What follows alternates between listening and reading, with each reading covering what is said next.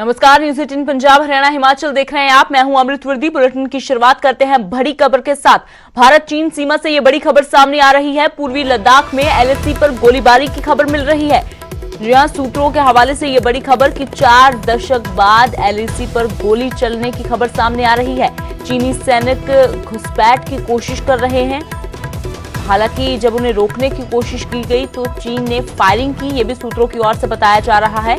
और जवाब में भारतीय सेना की ओर से भी फायरिंग की जा रही है। दरअसल चीन की ओर से भारत पर घुसपैठ की कोशिश का आरोप लगाया गया और भारत की ओर से हालांकि अभी तक कोई अधिकारित बयान नहीं आया है, जिसका इंतजार फिलहाल किया जा रहा है। लेकिन भारत चीन सीमा से ये बड़ी खबर जरूर है कि पूर्वी लद्दाख में एलएसी पर गोलीबारी की खबर है। चीन की ओर से भारत पर घुसपैठ की कोशिश का आरोप लगाया जा रहा है और ये भी कहा जा रहा है कि जवाबी कार्रवाई में भारतीय सेना की ओर से भी फायरिंग की गई है। लेकिन अभी इंतजार फिलहाल भारत की ओर से किसी आधिकारिक बयान का है।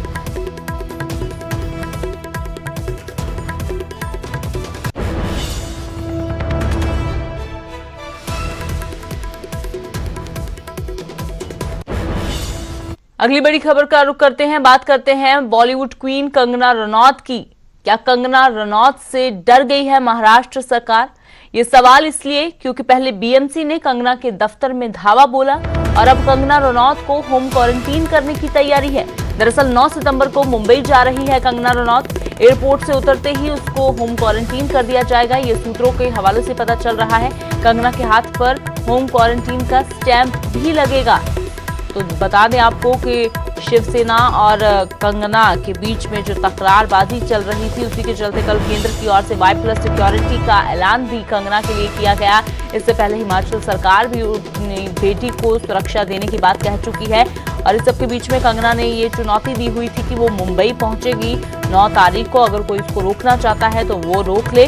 और इससे पहले बता दें कि संजय राउत जो शिवसेना के नेता हैं, उन्होंने कंगना को महाराष्ट्र में ना आने की नसीहत दी थी कि अगर कंगना को महाराष्ट्र इतना ही बुरा लगता है कि वो महाराष्ट्र की तुलना पीओके से कर रही हैं, तो कंगना महाराष्ट्र में ना आए। तो जिसके बाद कंगना ने ये कहा कि वो आएंगी 9 तारीख को, अगर कोई रोक सकता है तो उनको रोक ले।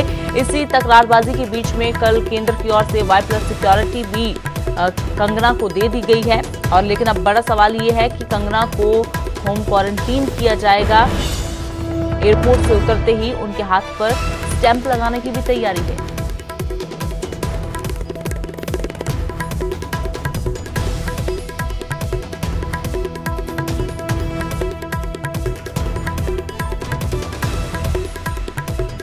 इधर कंगना को होम क्वारंटीन किए जाने की तैयारी है तो दूसरी ओर कंगना रनौत ने बीएमसी पर इल्जाम लगाए हैं। कंगना ने ट्वीट करके जानकारी दी है कि मेरे दफ्तर में बीएमसी के अधिकारी जबरदस्ती घुसे हैं। बिना नोटिस के ही बीएमसी अधिकारी पहुंचे।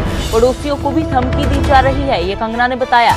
कहा, गैर कानूनी तरीके से कोई काम नहीं हो रहा, मेरे पास सारे जरूरी कागजात हैं। दफ्तर में तोड़फोड़ की धमकी दी जा रही है। 15 साल की मेहनत से ऑफिस बनाया है, लेकिन अब ये धक्का किया जा रहा है वहां पर। तो कंगना ने ट्वीट करके ये बताया है कि मेरे पास सारे कागजात हैं। ये मुंबई में मेरा मणिकर्णिका फिल्म का ऑफिस है, जिसे मैंने 15 साल मेहनत करके कमाया है। मेरी जिंदगी में ये एक सपना था, मैं जब भी फिल्म निर्माता बनूं तो मेरे पास खुद का ऑफिस हो, मगर लगता है कि ये सपना टूटने का समय आ गया है। अचानक बीएमसी के अधिकारी आए और वे मेरा ऑफिस तोड़ने वाले हैं, वहां रखी चीजों को माप रहे हैं। ये मुंबई में मेरा मणिकर्णिका फिल्म का ऑफिस है। कंगना ने ये ट्वीट करके जानकारी दी है।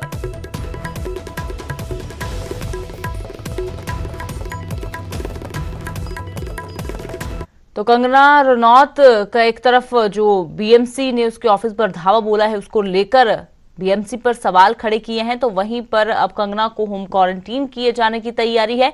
और इस सब के बीच में आपको बता दें कि ये मामला शिवसेना के साथ तकरारबाजी से शुरू हुआ था। शिवसेना नेता संजय राउत से तल्खी के बाद केंद्रीय गृह मंत्रालय ने कंगना रनौत को Y श्रेणी की सुरक्षा देने का फैसला लिया है।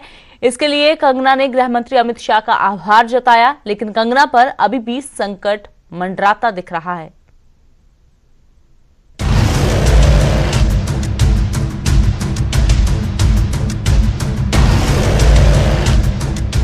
बॉलीवुड की पंगा क्वीन न पहले किसी से डरती थी और ना ही उन्हें आगे डरने की जरूरत है।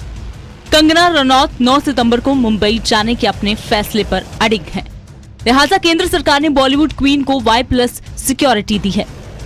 इसके लिए कंगना ने केंद्रीय गृह मंत्री अमित शाह का धन्यवाद किया है। कंगना ने ट्वीट कर लिखा, ये प्रमाण है कि अब किसी देशभक्त की आवाज को कोई फांसीवादी नहीं कुचल सकेगा। मैं अमित शाह जी की आभारी हूँ। वो चाहते तो हालातों के चलते मुझे कुछ दिन बाद मुंबई जाने की सलाह देते, मगर उन्होंने भारत की एक बेटी के वचनों का मान रखा, हमारे स्वाभिमान और आत्मसम्मान की लाज रखी। जय हिंद। तो वहीं शिवसेना नेता संजय राउत पर कंगना ने एक बार फिर से पलटवार किया है। संजय राउत जी, आपने मुझे कहा कि मैं एक हरामखोर लड़की हूं।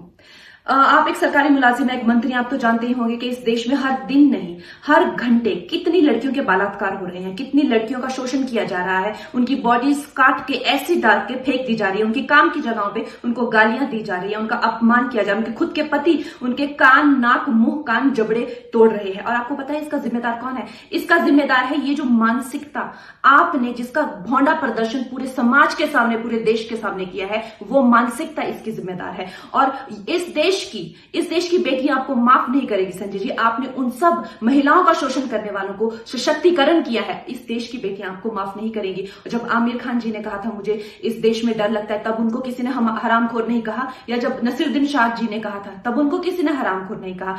संजय जी, मैं आपकी निंदा करती हूं, आप महाराष्ट्र नहीं है। आप ये नहीं कह सकते कि मैंने महाराष्ट्र की निंदा की। मायानगरी में शिवसेना के विरोध के बीच केंद्रीय गृह मंत्रालय ने कंगना को Y+ सुरक्षा देने का फैसला लिया, यानी उनकी सुरक्षा में 11 जवान तैनात रहेंगे। इसमें से 1 या 2 कमांडो और बाकी पुलिसकर्मी होंगे। वहीं इससे पहले जयराम सरकार ने हिमाचल की बेटी को सुरक्षा देने का फैसला लिया था। कंगना रनौत हिमाचल से संबंधित हैं और बॉलीवुड में उनने हिमाचल का नाम और पूरे देश का नाम रोशन किया है। उनकी सुरक्षा हमारे लिए बहुत महत्वपूर्ण है।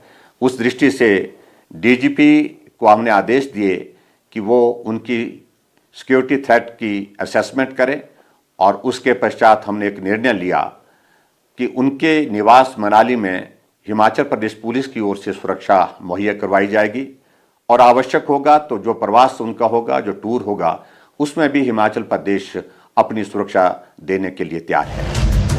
दरअसल संजय राउत ने कंगना को मुंबई नहीं आने की नसीहत दी थी। इसके बाद पंगा क्वीन ने मुंबई आने का खुला चैलेंज किया।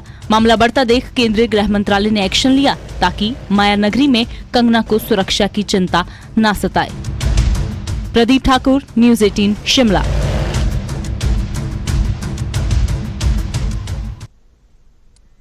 तो इसी खबर पर सचिन शर्मा मेरे सहयोगी लाइव जुड़े हुए हैं, सीधा उनका रुख करते हैं। तो सचिन, कल आपने मुंबई जाने के फैसले पर कंगना अड़िग नजर आ रही है, लेकिन कंगना की मुश्किलें भी कहीं ना कहीं बढ़ती हुई नजर आ रही हैं। एक तरफ उनको होम क्वारंटीन स्टैंप के साथ किए जाने की तैयारी है, तो दूसरी तरफ BMC की ओर से जो धावा बोला गया कंगना के ऑफिस पर, फिलहाल किस तरह की स्थिति है?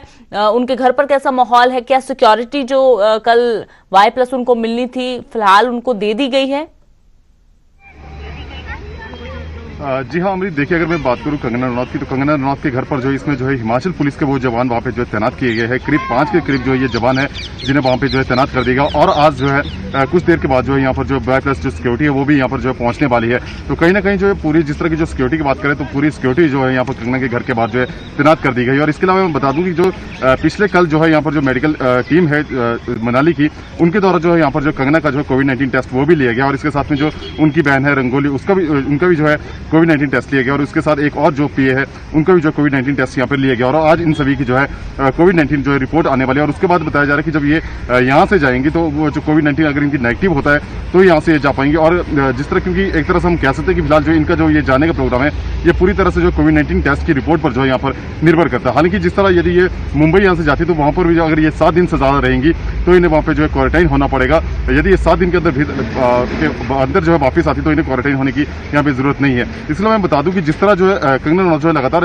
स्टार्टिंग से लेकर जो है सुशांत केस से लेकर जो है लगातार जिस तरह जो है सुर्खियों में बनी हुई है और जिस तरह जो है एक के बाद एक जो है लगातार ट्वीट कर रही है, तो कहीं ना कहीं जो काफी ज्यादा जो इन्होंने बातें उठाई है, चाहे वो ड्रग्स माफिया को लेकर हो, परिवार बात को लेकर हो या फिर दूसरी कुछ बातें हो, उनको लेकर लगातार जो है कंगना रनौत जो है सुर्खियों बनी हुई है। और जिस तरह से उनको जो है धमकियां भी मिली थी, तो उसके बाद जो है जिस तरह हिमाचल प्रदेश ने जो है अपनी सुरक्षा इनके लिए जो यहाँ पर दी है, तो वहीं जो है केंद्र सरकार की तरफ से जिनको जो है बाय+ सिक्योरिटी यहाँ पर प्रदान की गई है।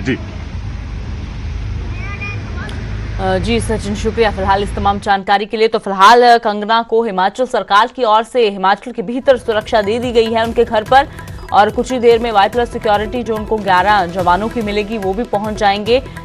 और ये सिक्योरिटी जो दी गई है वो पूरे देश में, यानी कि नेशन वाइड सिक्योरिटी ये कंगना को मिली है। कहीं भी वो देश में जाएंगी तो उनके साथ सिक्योरिटी रहेगी।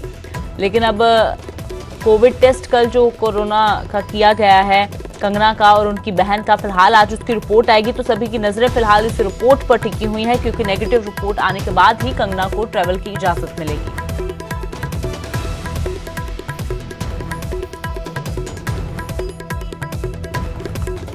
और बात करते हैं हिमाचल विधानसभा की, जिस पर कोरोना का खतरा मंडरा रहा है। जी हां, इंदौरा से बीजेपी विधायक रीता धीमान कोरोना पॉजिटिव पाई गई हैं। विधानसभा डिस्पेंसरी में उनका रैंडम कोरोना टेस्ट हुआ था, जिसके बाद उनकी रिपोर्ट पॉजिटिव आई है। अब संपर्क में आए विधायकों को खंगाला जा रहा है। सीसीटीवी फुटेज बीजेपी विधायक दल की बैठक में जो शामिल हुई थी उसकी सामने आई है। विधानसभा के मानसून सत्र में भी उन्होंने हिस्सा लिया था।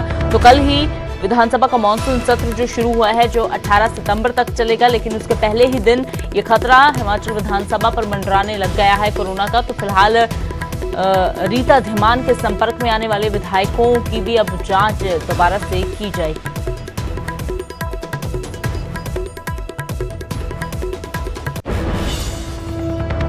बात करते हैं पंजाब की, जहां आज से नाइट कर्फ्यू में बड़ी रियायत दी गई है।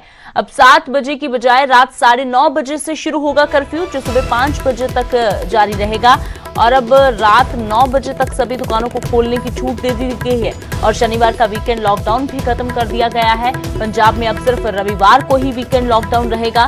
सोमवार से शनिवार तक सभी तरह की दुकानें खुल सकेंगी और रविवार को सिर्फ जरूरी सामान की दुकानों को ही छूट दी गई है।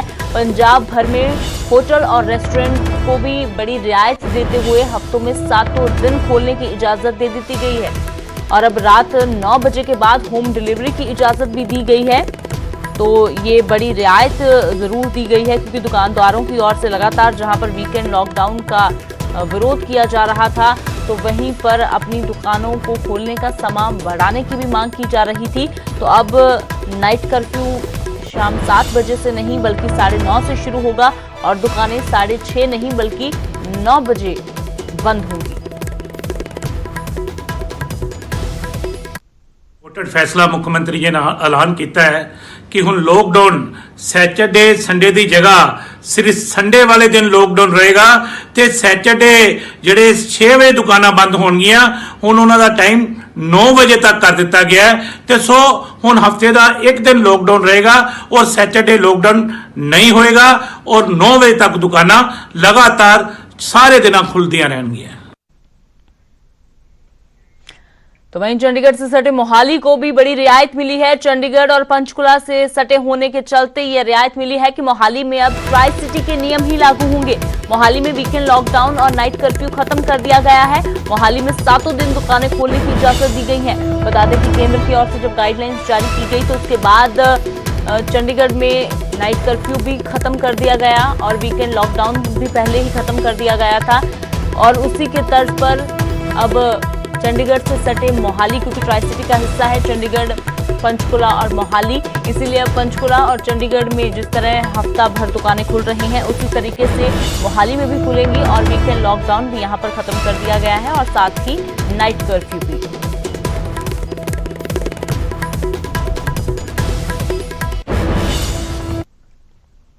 बात करते हैं कोरोना के कहर की, जो लगातार जारी है। हरियाणा में कोरोना के 2000 से ज्यादा केस 24 घंटों के दौरान दर्ज किए गए हैं।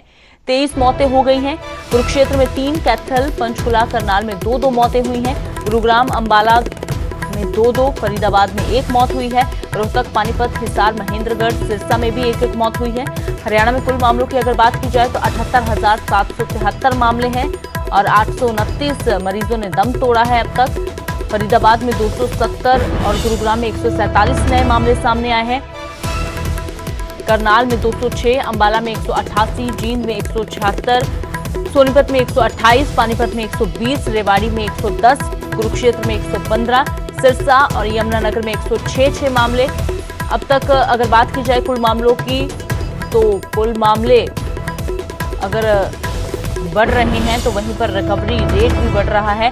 78,773 कुल मामले हैं, लेकिन उनमें से 61,611 मरीज रिकवर हो चुके हैं और एक्टिव केसों की अगर बात की जाए तो 16,333 एक्टिव केस अभी भी प्रदेश में है। धर्मवीर मेरे सहयोगी जुड़े हुए हैं, सीधा उनका रुख करते हैं। तो धर्मवीर, लगातार अब जो आंकड़े सामने आ रहे हैं वो ये बता रहे हैं कि किस तरह कोरोना का पीक देखने को मिल रहा है, क्योंकि अब 24 घंटों के दौरान आंकड़ा 2000 या उससे पार होने लगा है। फिलहाल किस तरह की स्थिति खासतौर पर गुरुग्राम और फरीदाबाद में? बिल्कुल, देखिए अब अनलॉक 4 जो है उसके बाद और ज्यादा अगर हम कह सकते हैं कि जो सिचुएशन है वो बढ़ी है, कहीं ना कहीं टेंशन बढ़ी है। लगातार जो कोरोना के मरीज हैं उनकी संख्या बढ़ रही है, ना सिर्फ अकेले एनसीआर में बल्कि पूरे प्रदेश का यही हाल है, चाहे कोई भी जिला क्यों ना हो। हालांकि सबसे ज्यादा केस आज भी अगर हम बात करें तो फरीदाबाद में है, जो कि 14,000 के पार उनकी संख्या पहुंच गई है। दूसरे नंबर पर गुरुग्राम जिला आता है, जहां पर की संख्या 13,000 के पार है। ये दोनों जिले ऐसे हैं जहां सबसे ज्यादा मरीजों की संख्या जो है यहाँ पर कोरोना को लेकर के है। कल भी गुरुग्राम में 147 मरीज आए, वहीं फरीदाबाद में 200 के पार यह आंकड़ा था।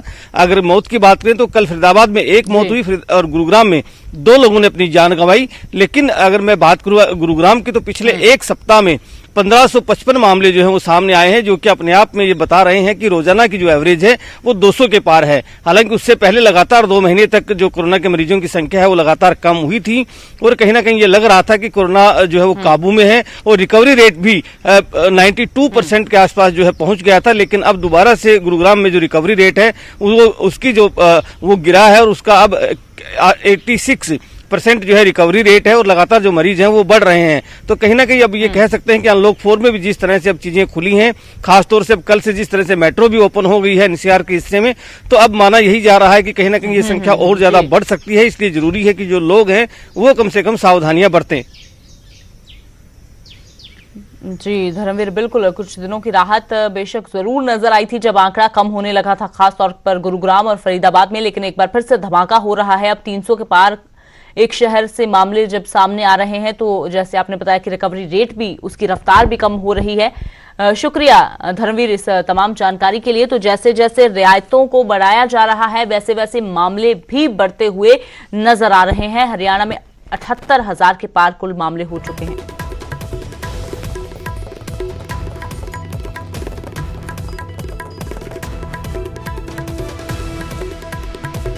तो हरियाणा के बाद अब बात करते हैं पंजाब की। 10 बड़ी बातों के जरिए आपको बताते हैं कि पंजाब में कोरोना की डरावनी रफ्तार किस तरह से जारी है। पंजाब में कोरोना के मामलों में बड़ा इजाफा हुआ है। पहली बार 24 घंटों में 2000 से ज्यादा नए मामले सामने आए हैं। 2110 नए केस 24 घंटों में दर्ज किए गए हैं। लुधियाना में 338, जालंधर में 210 नए केस, मोहाली में 176, अमृतसर में 157 नए मामले, पटियाला में 137, गुरदासपुर में 128 नए केस, मुक्तसर में 126, बठिंडा में 106, रोपड़ में 115 मामले। पंजाब में 24 घंटों के दौरान कोरोना से 61 लोगों की मौत भी हुई है। मोहाली में 15 लोगों की जान गई है। लुधियाना में 10 मौतें हुई हैं। पटियाला में 7, मोगा में 5 और जालंधर में 3 मौतें हुई हैं। पंजाब में कुल मामलों की अगर बात की जाए तो 65,583 केस हैं और अगर एक्टिव केसों की बात की जाए तो 16,640 अभी भी प्रदेश में एक्टिव केस हैं। अब तक 1,923 मरीजों की मौत हो चुकी है और 609 की हालत अभी भी गंभीर बनी हुई है, जिनमें से कई वेंटिलेटर पर भी हैं।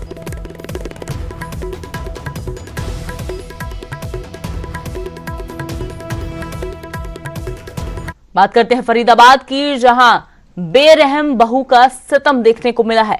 बुजुर्ग सास ने खुद को कैमरे में कैद किया है। बहू के डर से 20 दिनों से कमरे में बंद रही है ये सास। फरीदाबाद में इस बहू का ये कहर देख, जिससे डर के मारे 20 दिनों से कमरे में बंद है सास। फरीदाबाद पुलिस ने बुजुर्ग महिला को अब रेस्क्यू किया है। महिला को कमरे से निकालकर उसके बयान दर्ज कर लिए गए हैं और आगे जो कार्रवाई है वो शुरू कर दी गई है। तो यह मामला नया फरीदाबाद से सामने आया है, बेरहम बहू का सत्म। इससे पहले बता दें कि इससे पहले भी पिछले दिनों में कई तस्वीरें पंजाब से और हरियाणा से भी सामने आई थी, जहां पर बुजुर्ग महिलाओं के साथ दुर्व्यवहार किया जा रहा था।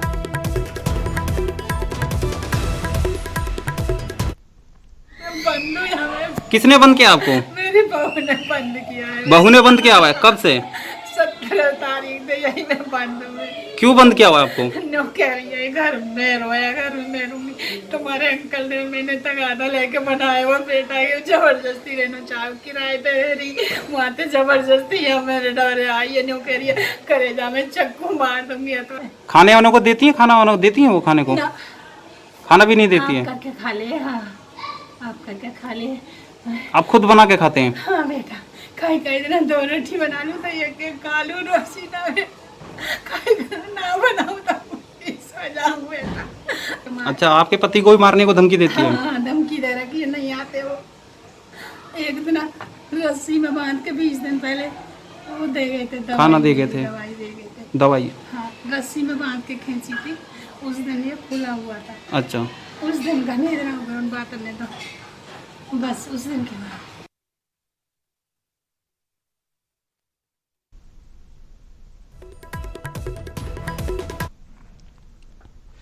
और बात करते हैं बलात्कारी राम रहीम की, जो खुद भले ही जेल में सजा काट रहा है, लेकिन श्री गंगानगर के गांव में गुरुसर मोडिया में उसका अस्पताल सुर्खियों में है।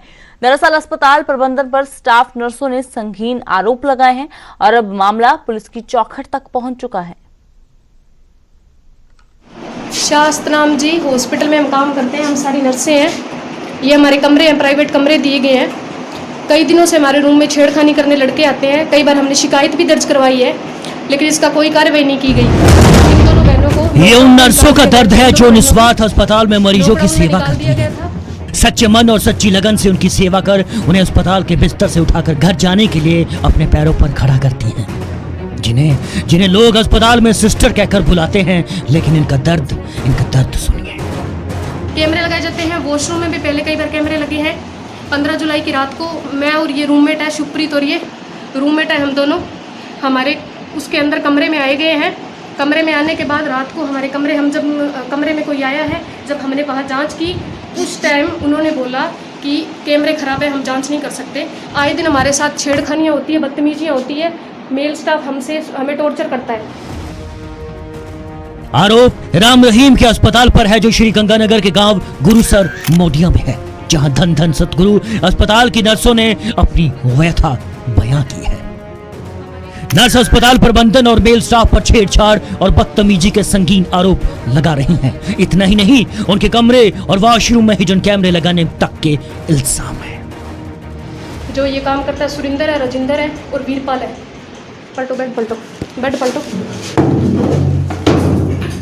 ये देखिए चिप लगाई गई है, ये देखिए ये लगी हुई चिप है बेड के नीचे। ये हमारा रूम है, हमारे कमरे हैं।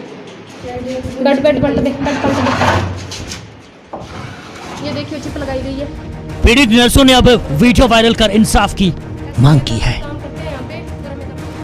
आगे चीज़ें चेक नहीं की जा रही है। ऐसी कुड़ियां हैं, कुछ भी कल हो सकता है। वो जिम्मेवार ये होंगे विक्रम, राजिंदर, सुरिंदर और वीरपाल ते प्लस रिंकू मैनेजमेंट। नर्सों ने वीडियो में बकायदा आरोपियों के नाम भी लिए हैं और मामला सूरतगढ़ पुलिस तक भी जा पहुंचा है। लिहाजा पुलिस भी जांच का दावा कर रही है, लेकिन जांच कब तक पूरी होगी, उसमें क्या निकलेगा, ये तो कोई नहीं जानता। और अगर उससे पहले नर्सों के साथ कोई अनहोनी हो गई तो उसके जिम्मेदार कौन होगा, ये भी कोई नहीं जानता। अशोक